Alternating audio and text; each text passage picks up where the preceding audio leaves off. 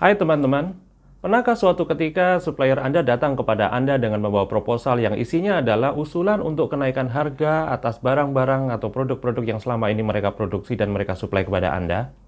Alasannya ya karena harga material naiklah, upah buruh naiklah, harga BBM dan listrik naiklah, dan banyak macam-macam alasan lainnya. Dalam kondisi seperti ini, bagaimana Anda menyikapinya? Dalam hal seperti ini, Anda perlu melakukan evaluasi atas kewajaran harga atau kewajaran proposal kenaikan harga yang mereka sampaikan kepada Anda. Dan di dalam video ini, saya akan menyampaikan kepada Anda caranya bagaimana untuk mengevaluasi kewajaran harga mereka, sehingga Anda bisa mengambil keputusan yang tepat sesuai dengan kepentingan ekonomis Anda. Untuk lebih jelasnya, mari kita simak selanjutnya.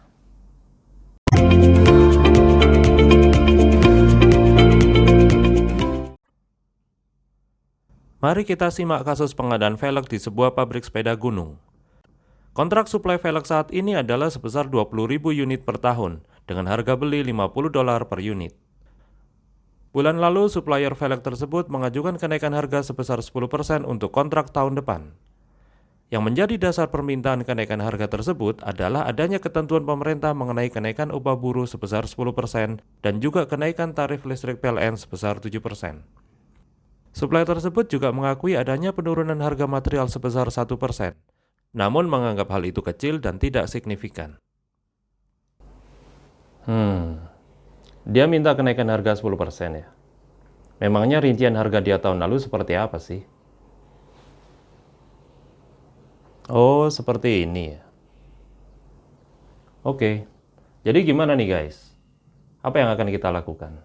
Kita akan terima proposal kenaikan harga tersebut, ataukah kita akan menolak kenaikan harga tersebut, ataukah kita akan nego? Kalaupun nego di harga berapa? Oke, dalam hal ini kita perlu melakukan analisa sebagai berikut ini. Oke teman-teman, rincian biaya produk vendor untuk kontrak yang saat ini sedang berjalan adalah sebagaimana tampak pada tabel ini. Dari tabel tersebut, marilah kita buat rincian proporsi masing-masing item biaya sebagai persentase dari harga, sebagaimana tampak di tabel ini. Dari langkah ini kita bisa dapatkan persentase laba vendor kita tersebut untuk kontrak yang saat ini sedang berjalan. Kemudian selanjutnya kita buat analisa biaya dengan memperhitungkan berbagai perubahan yang terjadi, yaitu dalam hal ini adalah perubahan biaya tenaga kerja, perubahan biaya material, dan perubahan energi, serta perubahan harga produk. Dalam hal ini kita akan dapatkan bahwa biaya tenaga kerja akan meningkat 10% dari $11,6 menjadi $12,8. Biaya material akan turun 1% dari $22 menjadi $21,8 dan biaya energi akan naik dari $2,3 menjadi $2,5, sehingga total cost akan berubah dari $43 menjadi $44,1. Sementara itu vendor tersebut minta kenaikan harga 10%, yang berarti harga akan berubah dari $50 menjadi $55 per unit. Dengan demikian, maka akan terdapat selisih antara harga produk dan total biaya produk tersebut sebesar $10,9 per unit.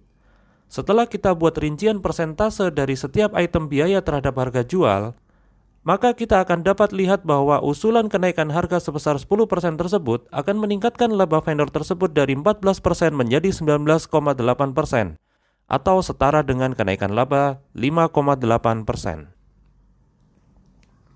Oke teman-teman, jadi sekarang kita sudah tahu bahwa jika kita mengabulkan proposal kenaikan harga yang diusulkan oleh vendor tersebut, maka berarti kita setuju untuk memberikan kenaikan laba kepada vendor tersebut sebesar 5,8%. Nah, jika kita tidak ingin margin laba vendor tersebut berubah, maka berapakah harga baru yang dapat kita setujui? Pada angka berapa kita perlu nego harga? Untuk ini kita perlu melakukan sensitivity dengan menggunakan goal sheet yang ada di MS Excel. Dan dari goal sheet tersebut, kita dapatkan bahwa agar laba supplier tidak berubah, yaitu pada angka 14%, maka kita perlu nego harga menjadi 51,3 dari yang semula diajukan oleh mereka sebesar $55 per unit. Oke teman-teman, dari analisa ini silakan ditentukan pilihan keputusan mana yang Anda dapat terima sesuai dengan kepentingan bisnis Anda. Apakah Anda tidak keberatan untuk memberikan kenaikan margin kepada vendor tersebut? Ataukah Anda ingin margin laba vendor tersebut tetap pada tingkat laba yang ada sebelumnya? Teman-teman, demikian tadi pembahasan kita kali ini. Semoga bermanfaat bagi Anda.